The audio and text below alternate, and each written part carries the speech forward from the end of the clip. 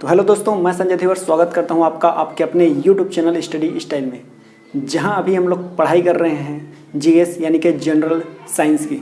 यहां आपको बहुत ही अच्छे और सरल तरीके से विज्ञान यानी कि जनरल साइंस सामान्य विज्ञान की तैयारी कराई जाती है। तो यदि आप वीडियो में पहली बार आए हैं तो चैनल को सब्सक्राइब कर लीजिए और बेल आइकन को भी दबा लीजिए। और हम लोग चलिए देखते हैं कोशिका को कंप्लीट करने के पश्चात इसमें से जो महत्वपूर्ण क्वेश्चन है जो बार बार एग्जाम में पूछे जाते हैं उसका एक बार अवलोकन करते हैं और देखते हैं, समझते हैं। ठीक है, तो चलिए आगे बढ़ते हैं और देखते हैं कोशिका संबंधित जो महत्वपूर्ण प्रश्न है वो कौन कौन से। तो पहला प्रश्न जो है वो सेल नाम किस जीव वैज्ञानिक ने सर्वप्रथम दिया था। तो अगर बात करें फ्लेमिंग, अलेक्जेंडर फ्लेमिंग आपने नाम सुना होगा, जिन्होंने जो है एक तो पेनिसिलिन की खोज करी थी, है ना, तो ये तो रहे नहीं। लेवेनहॉक की अगर बात कर लें तो ये तो सर्वप्रथम जो है जीव कोशिका का अध्ययन इन्होंने किया था, जीव कोशिका को देखा था, जीवित कोशिका का अध्ययन इन्होंने किया था, ये चीज़ देखे थे। रॉबर्ट हुक की बात करें तो यही हैं जो सर्वप्रथम कोशिका की खोज करने वाले वैज्ञानिक थे और इन्होंने ही क्या किया था, उस कोशिका को, उस क्राफ्ट को सेल नाम दिया था। तो ये हमारा क्या हो जाता है, यहाँ पे आंसर हमारा जो होता है वो होता है रॉबर्ट हुक। रॉबर्ट ब्राउन की अगर बात कर ले तो ये केंद्रक को ढूंढने वाले पहले वैज्ञानिक थे, है ना, जिन्होंने केंद्रक का अवलोकन किया था, केंद्रक को देखा था। आगे बढ़ते हैं, कौन सी रचना जंतु कोशिका को वनस्पति कोशिका से अलग करती है। तो यहाँ पे आपको बताना है कि ऐसी कौन सी चीज़ है जो वनस्पति कोशिका से जंतु कोशिका को अलग करती है। सबसे फर्स्ट है राइबोसोम, फिर है माइटोकॉन्ड्रिया, फिर सेंट्रोमियर और है सेंट्रियोल। राइबोसोम की अगर हम लोग बात करें, राइबोसोम जो होता है वो तो वनस्पति कोशिकाओं में भी होता है और साथ में जंतु कोशिका में भी होता है। माइटोकॉन्ड्रिया की अगर बात करें तो इसे कहा जाता है पावर हाउस, और ये तो दोनों में होता है, वनस्पति कोशिका में भी होती है और कहाँ पे होती है, जंतु कोशिका में भी होता है। सेंट्रोमियर की अगर बात करें तभी हम लोग जो पिछला वीडियो है उसी में पढ़े हैं कि सेंट्रोमियर जो होता है वो गुणसूत्र को ऐसे बीच से कनेक्ट करने का कार्य करता है। ठीक है, तो ये भी नहीं रहा क्योंकि कोशिका विभाजन तो दोनों में होता था और गुणसूत्र भी दोनों में है। सेंट्रियोल, अब यहाँ पे सेंट्रियोल जो होता है ये जो है हमारा करेक्ट आंसर है। क्यों है, क्योंकि सेंट्रियोल ही वो कोशिकांग है जो केवल और केवल जंतु कोशिका में पाई जाती है, वनस्पति कोशिका में नहीं पाई जाती है। और ये जो होता है कोशिका विभाजन में सहायक होते हैं क्योंकि इनमें से ही स्पेंडल फाइबर निकलते थे जो कि गुणसूत्र से जाकर के जुड़ते थे। आगे बढ़ते हैं, पादप कोशिका का सबसे बाहरी आवरण कहलाता है। पादप कोशिका का सबसे बाहरी आवरण कहने का मतलब क्या है, जो पादप कोशिका आपने देख रखा है, मैंने कुछ इस टाइप से स्ट्रक्चर आपको उसमें बना करके दिया था। ठीक है जी, तो इस टाइप से मैंने आपको कोशिका का स्ट्रक्चर उसमें बना करके दिया था। तो इसकी सबसे बाहरी संरचना यानी इसी की बात हो रही है क्योंकि इसके अंदर में तो हमारा प्लाज्मा झिल्ली होता है। तो सबसे बाहरी जो सतह होती है, ठीक है, इस टाइप से अगर कोशिका बना लें तो ये जो बाहरी सतह होती है इसी को कहा जाता है, क्या कहा जाता है, कोशिका झिल्ली था। नहीं, कोशिका झिल्ली तो इसके अंदर में होता है। कोशिका भित्ति अगर बात करें तो ये हमारा जो होता है ये कोशिका भित्ति होती है। तो हमारा आंसर जो होता है वो हो जाता है कोशिका भित्ति। ठीक है, आगे बढ़ते हैं, कोशिका द्रव्य में उपस्थित महीन शाखित झिल्लीदार और नियमित नलिकाओं का संरचना कहलाता है। क्या कहलाता है, ये तो वैसे भी सिंपल है। क्यों, क्योंकि देखिए शाखित झिल्लीदार और नियमित नलिकाओं की जो संरचना होती है ना, जो इस टाइप से जो संरचना होती थी आपको पता ही है, कुछ इस टाइप से जालीदार संरचनाएं जो होती थी ऐसे करके, ये इसको हम लोग कहते थे अंतःप्रद्रवी जालिका, जिसमें क्या है, राइबोसोम ऐसे करके चिपके हुए रहते हैं, जिसके कारण से अंतःप्रद्रवी जालिका यानी कि एंडोप्लाज्मिक रेटिकुलम, जिसे ईआरवी कहा जाता है, इसे ईआरवी कहा जाता है, एंडोप्लाज्मिक रेटिकुलम। ये क्या होते हैं, ये खुरदरी भी होते हैं। ठीक है, अगर राइबोसोम पाए जा रहे हैं तो खुरदरी होते हैं, अदरवाइज कैसा रहता है ये जो है चिकनी होती है। ठीक है, यदि राइबोसोम उपस्थित नहीं है तब। तो वही है कि शाखित झिल्लीदार और नियमित नलिकाओं के जो संरचना होगी उसको क्या कहा जाएगा, उसे कहा जाएगा अंतःप्रद्रवी जालिका।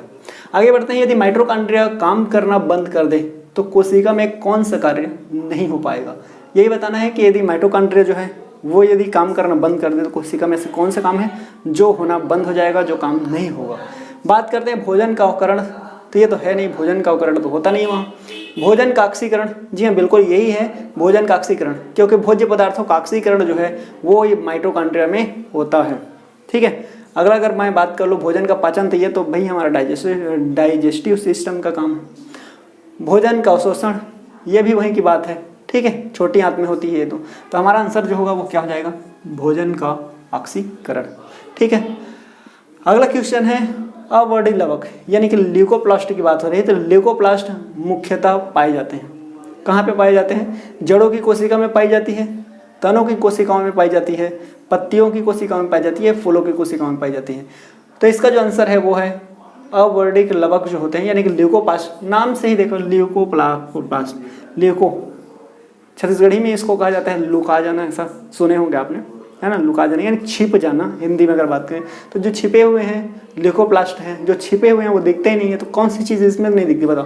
तने तो आपको दिखते ही हैं, पत्तियां आपको नजर आती ही है, फूलों की अगर बात करें तो वो ऐसे ही दिखता है, लेकिन क्या जड़ आपको दिखाई देते हैं? नहीं दिखाई देती है। इसी से रिलेट कर लो, क्या कर लें कि ल्यूकोप्लास्ट जो है वो किस में पाई जाती है? जड़ों की कोशिकाओं में पाई जाती है, ठीक है। और तने में होती यदि वो भूमिगत तने होते तब की बात है, ठीक है। लेकिन ल्यूकोप्लास्ट कहाँ पे पाया जाएगा? जड़ों की कोशिकाओं में पाई जाएगी। आगे बढ़ते हैं। फूलों को आकर्षक रंग प्रदान करने का कार्य करता है। कौन सा ऐसा लवक है जो फूलों को क्या करता है? आकर्षक रंग प्रदान करता है, इसके बारे में पूछा जा रहा है। तो ये क्या है? ल्यूकोप्लास्ट है, क्रोमोप्लास्ट है और क्लोरोप्लास्ट है और टोनोप्लास्ट है। देखिए ल्यूकोप्लास्ट अभी हम लोगों ने देखा कि भाई ये तो जड़ों की कोशिकाओं में पाई जाती है, तो फूल को तो ये रंग प्रदान कर ही नहीं सकता है। आगे बात करें क्रोमोप्लास्ट, ठीक है। तो क्रोमोप्लास्ट और क्लोरोप्लास्ट। तो क्रोमोप्लास्ट आप देखिए रंग, जब आपको रंग बिरंगी इमेज डाउनलोड करनी होती है तो आप कहाँ से करते हो? कहाँ जाते हो? क्रोम में जाते हो, क्रोम ब्राउज़र में ही जाते हो, है ना। क्रोम ब्राउज़र से आप देखते हो तो उसमें कलर होता है, कलरफुल इमेज हम लोग वहीं से डाउनलोड कर लेते हैं। कलरफुल फूलों की या फिर कोई अच्छी अच्छी इमेज जो डाउनलोड करते हैं वहीं से करते हैं। तो आकर्षक जो रंग होता है हमें कहाँ से प्रदान होता है? क्रोम से प्राप्त होता है। तो इसी से याद कर लीजिए कि क्रोमोप्लास्ट जो होता है ना, क्रोमोप्लास्ट जो होता है वो कहाँ पे? फूलों को आकर्षक रंग प्रदान करने का काम करता है। देखिए ये सारी चीज़ें हम लोगों ने डिटेल से पढ़ाई कर ली है। आपको वीडियो के यदि आपने अभी तक नहीं देखा है तो वो हमारे प्लेलिस्ट में जाकर के आप चेक कर सकते हैं। वहाँ से कोशिका से संबंधित सारे वीडियो लेक्चर्स आपको अवेलेबल हो जाएंगे, ठीक है। आगे बढ़ते हैं। तो कोशिका की आत्महत्या की थैली कहलाता है। आत्महत्या की थैली किसे कहते हैं? देखो लाइसोसोम हमने यहीं से पढ़ रखा था, लाइस में बोला था, है ना। तो लाइस क्या लेकर के आए? भैया कोई आत्महत्या करने की कोशिश कर रहा था, कैसे करके? डी डुबे। तो इसको डी डुबे ने ढूंढा था और इसी को लाइसोसोम को डी डुबे ने क्या किया था? रिसर्च किया था, ढूंढा था, और उसे ही क्या कहा जाता है? आत्महत्या की थैली कहा जाता है। तो हमारा आंसर जो है यही हो जाएगा, क्या? लाइसोसोम, ठीक है। ढूंढने वाले साइंटिस्ट जो थे वो थे डी डुबे, क्योंकि डूब करके लोग आत्महत्या की करने की कोशिश करते हैं, बाद में उसे बचा लिया जाता है, उसे ले आया जाता है, तो उसको कहते हैं हम लोग लाइसोसोम करके। मैं ऐसा रिलेट करवाया था। राइबोसोम की अगर हम लोग बात करें तो भाई कोशिका में प्रोटीन की फैक्ट्री कहलाती है, क्योंकि यहाँ प्रोटीन का क्या होता है? संश्लेषण होता है ना। आगे न्यूक्लियोसोम हो गया, गाल्जी काय हो गया, तो ये तो रही बात की। अगला क्वेश्चन है 80% से अधिक कोशिका में पाए जाने वाला पदार्थ है। 80% से ज़्यादा कौन सी पदार्थ जो है कोशिका में पाई जाती है? प्रोटीन की बात करें, चर्बी है, खनिज है, जल है। तो देखिए हम लोगों के बॉडी में तो वैसे भी जल की मात्रा जो है 70% से अधिक होती है, ठीक है। हमारे भार की दृष्टि से देखें तो 70% से अधिक जो हमारे बॉडी का जो भार है, ठीक है, वेट है, वो क्या होता है? जल के कारण ही होता है। तो क्या सेल्स में नहीं होगा जल? सेल में जो होता है जल, है ना। तो सबसे सर्वाधिक मात्रा में 80% से भी अधिक कोशिका में पाए जाने वाला अगर कोई पदार्थ है तो वो हमारा ना प्रोटीन है, ना चर्बी है, ना खनिज है, वो हमारा है जल, ठीक है। चलिए अब हम लोग बढ़ते हैं आगे अपने नेक्स्ट क्वेश्चन की तरफ, जो है कोशिका के अध्ययन को कहा जाता है। तो जिस दिन मैंने कोशिका का चैप्टर स्टार्ट किया था इसके बारे में हमने उसी दिन डिस्कशन कर रखा है। तो जैसे कि आपको पता है कोशिका का अध्ययन कहा जाता है, कोशिका के अध्ययन को कहा जाता है साइटोलॉजी, फिजियोलॉजी, न्यूक्लियोलॉजी या फिर सेलोलॉजी। अब देखिए बहुत सारे लोग ऐसे हो जाएंगे कि कोशिका को कहते हैं सेल और सेल को, तो इसके हिसाब से इसे सेलोलॉजी कहना चाहिए, ऐसा सोच सकते हैं, लेकिन ऐसा नहीं है। कोशिका को कहा जाता है देखिए साइटोलॉजी, ठीक है। कोशिका अध्ययन को क्या कहते हैं? साइटोलॉजी कहा जाता है, ठीक, क्योंकि कोशिका को साइटो कहा जाता है और इसका अध्ययन को कहा जाता है साइटोलॉजी, यानी कोशिका का अध्ययन। लॉजी मतलब होता है स्टडी, अध्ययन, ठीक है। साइटो मतलब कोशिका, तो यही हो जाएगा, कोशिका के अध्ययन को कहा जाता है साइटोलॉजी। अगला प्रश्न है कोशिका सिद्धांत देने वाले वैज्ञानिक का नाम है। जिन्होंने कोशिका का सिद्धांत दिया था उनका नाम है सिल्डन और स्वान, लैमार्क, ट्रेविरेनस, और उसके बाद दिया है आपका विटकर और स्टेनले। देखिए सारे जितने भी हम लोग क्वेश्चन कर रहे हैं वो किसी न किसी एग्जाम में आए हुए ही हैं, सिलेक्टेड क्वेश्चन है, तो वीडियो को पूरा देखिए और करने की कोशिश करिए, ठीक है। आगे को देखिए, तो कोशिका सिद्धांत देने वाले वैज्ञानिक का नाम है सिल्डन और स्वान। तो सिल्डन और स्वान नामक जो साइंटिस्ट थे इन्होंने ही क्या किया था? हमारे कोशिका के सिद्धांत को दिया था। इनके कहने के अनुसार क्या था कि सभी जो जीव हैं, प्रत्येक जीव जो होते हैं वो कोशिका से मिलकर के ही बने होते हैं। और ये भी कहा था कि जीवन की जो कार्यात्मक और रचनात्मक इकाई जो होती है वो कोशिका होती है। किन्होंने कहा था? सिल्डन और स्वान ने कहा था। ठीक है, आगे बढ़ते हैं। कोशिका झिल्ली की प्रवृत्ति क्या है? देखिए, जिस दिन हमने पढ़ रखा था कोशिका, उसी दिन का ये भी है। तो उसमें था कोशिका की झिल्ली होती है, मतलब जीव द्रव्य के बाहर अर्ध पारगम्य झिल्ली पाई जाती है, जिसे क्या कहा जाता है? उसे कोशिका झिल्ली कहा जाता है। तो इसका आंसर क्या हो जाएगा? अर्ध पारगम्य होती है। ठीक है, पारगम्य तो होता नहीं है, अर्ध पारगम्य होती है। और ये करते क्या है? ये बाहर से आने जाने वाले जो अणुएं हैं उनके ऊपर नियंत्रण करती है कि कौन सा अणु बाहर जाएगा, कौन सा अंदर आएगा। इसका देखरेख करने का काम करते हैं कौन? अर्ध पारगम्य झिल्ली यानी कि कोशिका झिल्ली। अब हम लोग आगे बढ़ते हैं। निम्न में से कौन सी कोशिकांग डीएनए रखता है? देखिए, डीएनए रखने वाले जो कोशिकांग है उसमें है, देखते हैं, सेंट्रियोल, गोल्गी काई, लाइसोसोम और माइटोकॉन्ड्रिया। तो देखिए, सेंट्रियोल तो होता नहीं है। सेंट्रियोल हमारा क्या है? कुछ इस टाइप से रहता है, जो कोशिका विभाजन में केंद्रक के बाहर ये स्टार टाइप की संरचना जो होती है, जो कि कोशिका विभाजन में सहायता प्रदान करती है। तो ये तो हो गई हमारी सेंट्रियोल, इसके अंदर होता है। इसे कहा जाता है तारकेंद्र। तारकेंद्र के अंदर में, तारकेंद्र यानी कि ये सेंट्रोसोम, सेंट्रोसोम के अंदर में होता है सेंट्रियोल, तो उसके पास तो है नहीं। अगला बात कर लेते हैं गोल्गी काई। तो गोल्गी काई में तो आपने देख रखा है, गोल्गी काई मतलब क्या है? कुछ इस टाइप की संरचना भी अभी डिस्कशन किया है, जिसके बाहर में क्या है, क्या पाई जाती है? उसके बाहर में पाई जाती है राइबोसोम। तो ये तो करता है नहीं। लाइसोसोम वो तो अभी पढ़ रखे हैं ना, कोशिका की आत्महत्या की थैली, तो उसके पास कहाँ से रहेगा? तो बच जाता है हमारा क्या? माइटोकॉन्ड्रिया। तो माइटोकॉन्ड्रिया में ही क्या होती है? उसका खुद का भी डीएनए वो रखता है, तो उसके पास डीएनए होती है। ठीक है, आगे बढ़ते हैं। जीव द्रव्य यानी कि प्रोटोप्लाज्म का सर्वप्रथम उपयोग किया था। तो जीव द्रव्य का सर्वप्रथम उपयोग यानी कि जीव द्रव्य जो शब्द है, इसका सर्वप्रथम उपयोग किसने किया था? डार्विन ने? बिल्कुल नहीं, पुरकिंजे। देखिए, जिस दिन मैं आपको पढ़ा रहा था कि कोशिका के खोजकर्ता और महत्वपूर्ण कोशिकांगों को किस नाम से जाना जाता है, तो उस दिन मैंने आपको सिखाया था कि भाई जीव द्रव्य, तो जीव द्रव्य यानी कि जीव का जीव कब निकल जाता है? जब उसके एक एक पुर्जे अलग हो जाते हैं। तो मैंने उसी से रिलेट करके बताया था आपको, पुरकिंजे। पुरकिंजे ने ही क्या किया था? जीव द्रव्य का खोज किया था। तो यहाँ पे क्या हो जाएगा? पुरकिंजे। और इन्होंने ही सर्वप्रथम क्या किया था? इसका उपयोग किया था, इस शब्द का। ठीक है, आगे बढ़ते हैं। निम्नलिखित में सबसे छोटी कोशिका है। तो अगला प्रश्न है आपका, निम्नलिखित में सबसे छोटी कोशिका है? माइकोप्लाज्मा, अमीबा, श्वेत रक्त कणिका, लाल रक्त कणिका। देखिए, मैं आपको बता दूं, इसमें अमीबा एक कोशिकीय जीव है, ठीक है, लेकिन वो बड़ी होती है। श्वेत रक्त कणिका इसका भी है, ब्लड में जो है हमारा है ना। लाल रक्त कणिका का भी वही है। आंसर आपका है वो माइकोप्लाज्मा है। सबसे छोटी कोशिका यदि पूछी जाती है तो माइकोप्लाज्मा होता है, और सबसे बड़ी कोशिका यदि पूछी जाती है तो वो होता है शुतुरमुर्ग का अंडा। ठीक है, तो इसको याद रख लेंगे आप लोग। अगला है, न्यूक्लियर के बाहर डीएनए कहाँ मिलता है? ये वही क्वेश्चन हो गया फिर से यहाँ वाला। ठीक है, कहाँ वाला? कोशिका, ये निम्न में से कौन सा डीएनए रखता है? तो फिर से वही आ गया, न्यूक्लियर के बाहर। न्यूक्लियर मतलब आपका है केंद्रक। तो केंद्रक के बाहर में यदि देखें कोशिका में, ये हो गया हमारा न्यूक्लियर केंद्रक। केंद्रक के बाहर कौन और रखेगा? तो हमारा यहाँ पे पाया जाता है कुछ इस टाइप की संरचना, जिसे कहते हैं माइटोकॉन्ड्रिया। और माइटोकॉन्ड्रिया है, इसमें का क्या रखता है? खुद का डीएनए रखता है। तो आंसर हमारा ये हो जाता है। निम्न में से कौन सी अर्धसूत्रीय विभाजन की प्रथम अवस्था की सबसे लंबी अवस्था है? देखिए, यहाँ पर ध्यान देंगे कौन सी लंबी अवस्था है।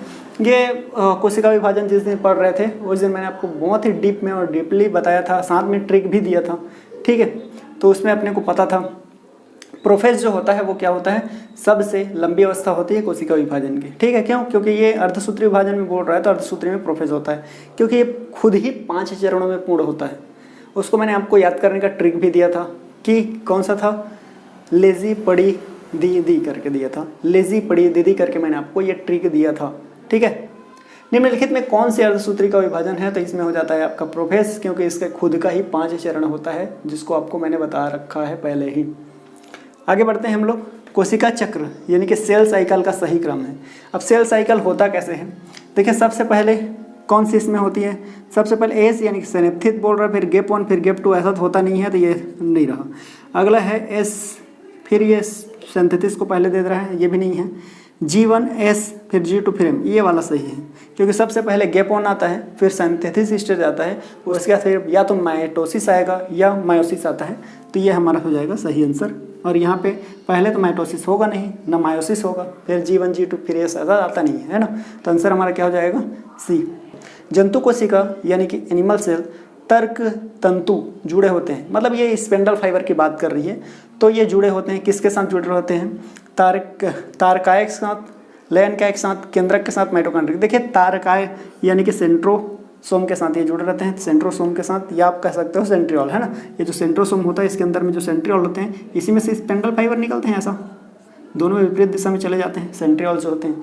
तो हमारा आंसर जो हो जाएगा वो क्या हो जाएगा? तारकाय। ठीक है, तो चलिए यहाँ तक तो आपको आ गया होगा समझ में। अब आगे बढ़ते हैं और क्वेश्चंस हम लोग देखते हैं। देखिए जितने भी क्वेश्चन इसमें कराया जा रहा है कहीं ना कहीं वो सारे के सारे या तो SSC में आए हुए हैं या फिर UPPSC में आए हुए क्वेश्चन हैं, तो सिलेक्टेड क्वेश्चन को ही यहाँ पे कराया जा रहा है। ठीक है, और ये सारी चीज़ें अगर आपने अभी तक हमारे कोशिका का वीडियो नहीं देखा है तो फिर से मैं आपको बोलना चाहूँगा कि यूट्यूब में जाइए और प्लेलिस्ट में जाकर के वीडियो सारे को देखिए, सारी चीज़ें बहुत अच्छे से आपको समझ में आने वाली है। ठीक है, तो बढ़ते हैं आगे। तो अब जो हमारा नेक्स्ट क्वेश्चन है वो है अर्धसूत्रीय विभाजन का प्रस्तावित किया था।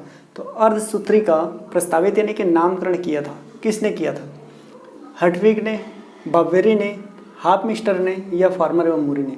तो मैं जिस दिन आपको अर्धसूत्रीय विभाजन पढ़ा रहा था तभी आपको बताया था कि फार्मर ही होते हैं जो स्टार होते हैं, बताया था।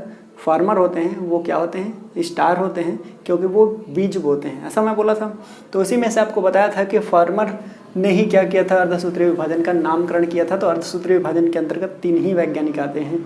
ठीक है, तो इसमें हमारा सबसे पहले आ जाता है फार्मर एवं मूरी। तो फार्मर एवं मूरी ने ही क्या किया था? अर्धसूत्रीय विभाजन शब्द का प्रस्तावित किया था, यानी कि इन्होंने ही इसका नाम मियोसिस रखा था, आपको याद हो तो। ठीक है जी, तो इन्होंने ही क्या रखा था? मियोसिस रखा था। ठीक, आगे बढ़ते हैं। अर्धसूत्रीय विभाजन कितने प्रकार का होता है? तो अर्धसूत्रीय विभाजन जो होता है वो हमारा होता है 1, 2, 3 या 4। आपके हिसाब से कितने प्रकार का होता है? देखिए ये जो होता है अर्धसूत्रीय विभाजन वो 2 प्रकार का होता है। कैसे? क्योंकि देखिए सबसे पहले तो सेल डिवीजन जब होता है अर्धसूत्रीय विभाजन तो गुणसूत्रों की इसमें जितनी संख्या होती है उसकी आधी हो जाती है। मतलब यहाँ 46 होता है तो यहाँ 23 हो जाता है, याद है। अब इसमें 23 हो गया तो नेक्स्ट फिर से ये क्या हो जाते हैं? फिर से एक बार विभाजन होता है ना। तो फिर से एक बार विभाजन होता है जो कि सूत्रीय विभाजन हो जाता है, समसूत्रीय विभाजन हो जाता है। मतलब दोनों में गुणसूत्रों की संख्या कैसी होती है? 23 होती है। अगर स्ट्रक्चर मैं आपको बता दूं तो इसमें जो होती है जनन कोशिकाओं से यानी कि फीमेल और जो मेल है उन दोनों के गुणसूत्र यहाँ पे कुछ इस टाइप की संरचनाएं पाई जाती है। अब ये दोनों के दोनों जब चले जाते हैं तो ये संकर प्रास होते हैं, मतलब संकरित हो जाते हैं। संकरित होने के बाद जो है ऐसे करके यहाँ 3 गुणसूत्र की संख्या आपको दिखाने के लिए मैं 2 बनाया हूँ।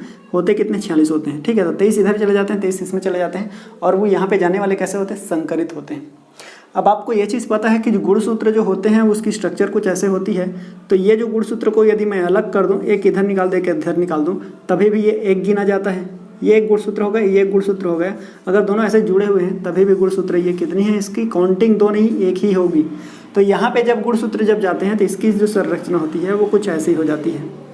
तो यहाँ पे गुणसूत्र की स्ट्रक्चर कुछ ऐसे हो जाता है, और यहाँ पे गुणसूत्रों की संख्या 23 थी तो इसमें भी 23 होती है, इसमें भी 23 होती है, इसमें भी और इसमें भी। तो इस प्रकार से हमारा जो होता है अर्धसूत्रीय विभाजन जो है वो कंप्लीट होता है। तो ये हमारे कितने हो गए? यहाँ से यहाँ तक होता है वो तो होता है हमारा मियोसिस अर्धसूत्रीय विभाजन, लेकिन यहाँ से यहाँ तक हुआ वो समसूत्रीय विभाजन हो जाता है। तो इस प्रकार से हमारे कहाँ अर्धसूत्रीय विभाजन में कितने प्रकार का कोशिका विभाजन होता है? तो वो कितने प्रकार की होगी? 2 प्रकार की होगी, मियोसिस और मिटोसिस, दोनों प्रकार की। ठीक है, अर्धसूत्रीय विभाजन किस प्रकार की कोशिकाओं में होता है? तो देखिए तो हम लोगों ने ऐसी ही है, कोई भी बता सकता है कि कायिक कोशिका, लैंगिक कोशिका, जनन कोशिका और सभी।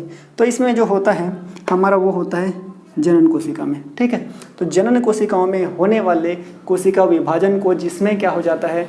गुणसूत्रों की संख्या जो है जनक कोशिका की आधी हो जाती है, उसे ही कहा जाता है, क्या कहा जाता है? अर्धसूत्रीय विभाजन। तो हमारा डेफिनेशन में ही इसका आंसर छुपा हुआ था जनन कोशिका में, है ना। तो आगे देखते हैं जंतु कोशिका में किस विधि से कोशिका द्रव्य विभाजित होता है। एक हो दिया है आपका मुकुलन, बहुविखंडन, कोशिका खांच और सभी। तो देखिए जो हम लोगों ने ये पढ़ रखा था ऐसा, तो कोशिका विभाजन जो होता था वो कोशिका विभाजन कुछ ऐसा होता था, आपको पता है। 2 केंद्रक में पहले केंद्रक का विभाजन होता है, बाद में कोशिका द्रव्य यानी कोशिका का विभाजन। तो पहले ये केंद्रक का हो जाता था, केंद्रक का विभाजन होने के बाद इनके बीच में क्लीवेज बनता था यानी कि खांच बनता था, और खांच बनने के बाद ही जो है जंतु कोशिका ये 2 कोशिकाओं में विभाजित होते हैं, ऐसे, याद है। तो किसके द्वारा हो रहा है? ये होता है खांच के द्वारा। ठीक है, अगला है सेंट्रोमियर विपरीत ध्रुवों की तरफ गति करना प्रारंभ कर देता है। तो ये आप लोगों का बहुत ईजी क्वेश्चन है। ये होता है प्रोफेज में, मेटाफेज, एनाफेज, टेलोफेज। देखो मेटाफेज में क्या होता है?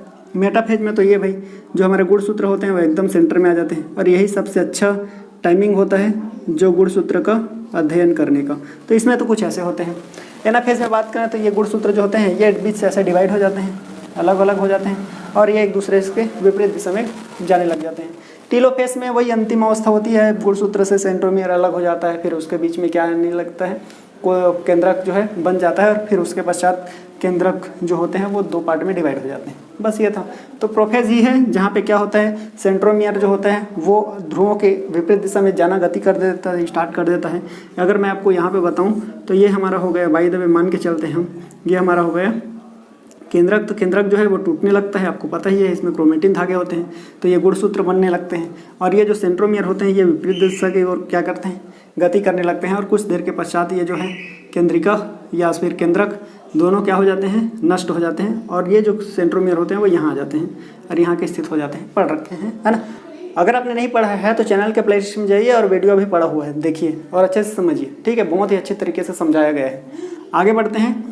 अलैंगिक जनन में कौन सा विभाजन होता है? देखिए अलैंगिक जनन में जो विभाजन होता है वो होता है हमारा अर्धसूत्री विभाजन, तो होता नहीं है, यह होता है समसूत्री विभाजन। ठीक है जी, समसूत्री विभाजन जो होता है वो अलैंगिक कोशिकाएं और जो कायिक कोशिका होती है उनमें होती है। कायिक कोशिका यानी कि ऐसी कोशिकाएं जिनसे नई संतति का निर्माण नहीं होता है, बल्कि उससे उसी के समान ही कोशिका का निर्माण होता है, उसमें होता है समसूत्री विभाजन, और उसी को कायिक कोशिका हम लोग कह देते हैं। तो अलैंगिक जनन जो होता है उसमें समसूत्री विभाजन ही होता है।